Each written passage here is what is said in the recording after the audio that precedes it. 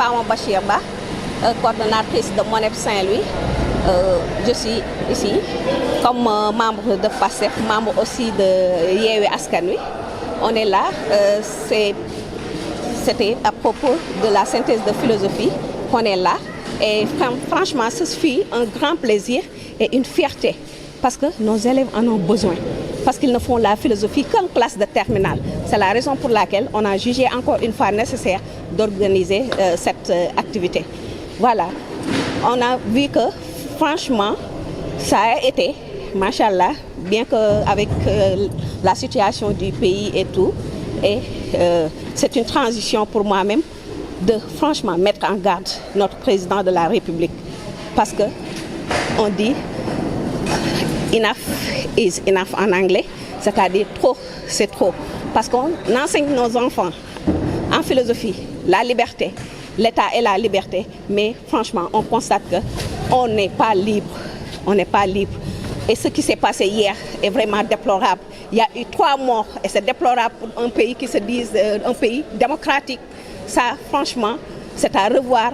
Et aussi, au moment où on voit ce même président qui prône, par exemple, la médiocrité, excusez-moi du terme, parce que si, par exemple, il s'affiche avec des insulteurs qui se permettent maintenant de faire des selfies, des vidéos, alors qu'au moment où tout est cher dans ce pays, tout est cher, le panier de la ménagère, maintenant on ne peut même plus avoir quelque chose sous la dent avec 5 000 francs au niveau du marché. Tout ça, c'est des problèmes. Et parfois, je me dis même, est-ce que l'État est vraiment conscient de ce qui se passe dans ce pays? Parce que eux, tout ce qui les intéresse, c'est de faire de la politique politicienne. Parce qu'avec 43 milliards, on peut créer beaucoup d'entreprises avec 43 milliards. Beaucoup d'entreprises. Mais si, par exemple, notre président veut passer par la méthode de la corruption, en donnant, par exemple, si on te donne 100 000 francs, pour après 5 ans de souffrance, ce n'est que 55 francs par personne et par jour.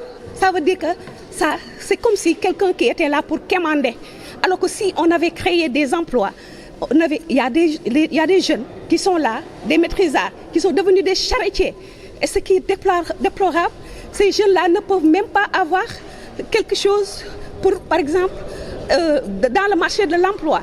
Et le président se permet de faire ce gaspillage-là, c'est déplorable, encore une fois. Il faut que ça cesse. Et c'est un cri de cœur, c'est un cri de femme. Parce qu'on est là, on est des êtres humains. Avant tout, on est des êtres humains.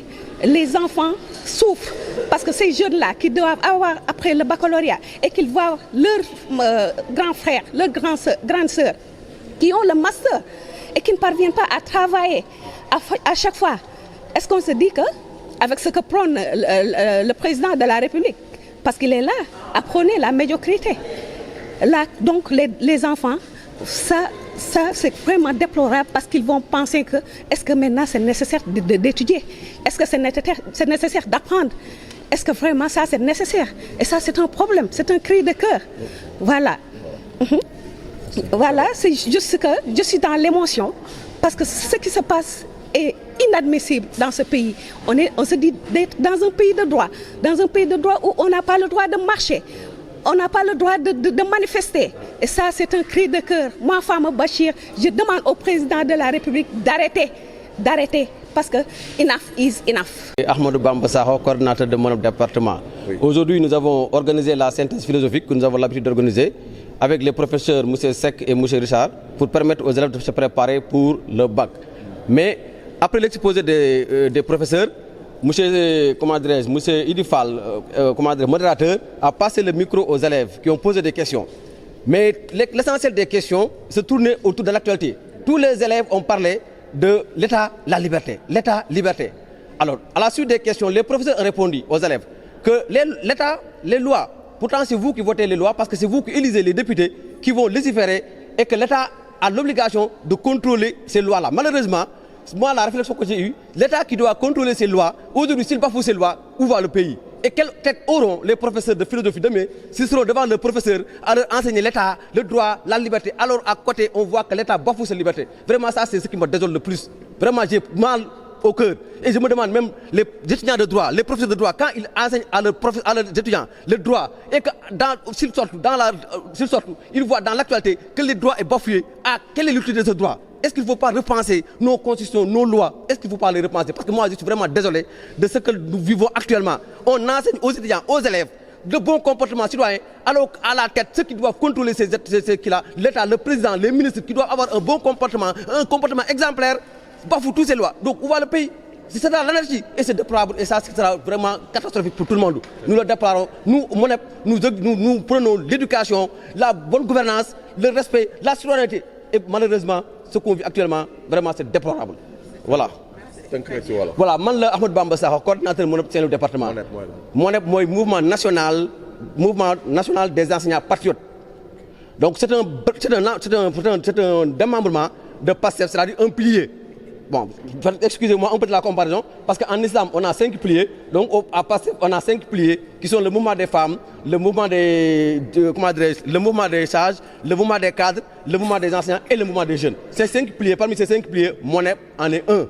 Alors, nous avons une conférence sur philosophie pour dire que les élèves terminales nous préparent une composition qui commence lundi, en plus aussi préparer le bac. Tay nak bi exposé yi defé professeur yi muy Richard Sall bu Degol ak Mamadou Seck bu Ngalel bu ñu defé sen exposé ba paré le communicateur monsieur notre chargé de la communication qui est le modérateur monsieur Idifal professeur de français au Richard Degol a passé le micro aux élèves pour qu'ils posent des questions. Alors maintenant à la suite des questions les professeurs bi ñu tontu élèves yi vraiment li ñuy dox moy yeen loi yi am ci dëkk bi yéen koy woté parce que yéenay dem voter député yi ñu nekk assemblée nationale te député yoyu ñom ñoy voter loi yi après l'exécutif muy le président de la république moom mooy am léegi ni pour aar sàmm loi yooyu pour képp sénégalais foo mënta nekk nga doxal loi yooyu malheureusement j'ai un cri de cœur sama xol dafa jeex su ma gisee lu ñu dund Sénégal professeur terminal yi professeur philosophie dañuy nekk classe di jàngal élèves yi un bon comportement citoyen état moo war a def lii citoyen bi def lii ñu ànd dëkk bi nekk ci jàmm nga dem université professeur de droit yi di jàngale droit constitution yi la war a tëddee loi yi ni la war a demee lii mooy yoon lii modul yoon élèves yi ñu war ko inculquer seen bopp ñu judd war a am comportement boobu Sénégal bu nekk am sa jàmm di dund si jàmm malheureusement quand je vois que ceux qui sont à la tête de notre pays le président de la République ses ministres ses directeurs si c'est eux qui bafouent ces lois on nous apprend même si on n'est pas des kii de droit même bu ñu nekkul ay nit droit dañu dégg ñu ne les lois sont impersonnelles la loi est impersonnelle mais Sénégal bu ñu waxee loi rek ñun ñëpp dañuy xool xam ne diw moo tax ñu indi loi boobu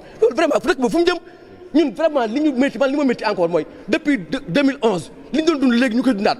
Moi je pensais que dans les débats on se disait après l'élection de Macky Sall ñëpp naan léegi weesu nañ lii malheureusement yëpp ñëwaat donc nag ñun Pastef dañuy xeex loolu jóge fii pour nekk ci nguur gi di def ay lois yu juste lois yu jub lois yu ànd ak diina kenn ku nekk gis sa bopp ñun loolu moo ñu tax a jóg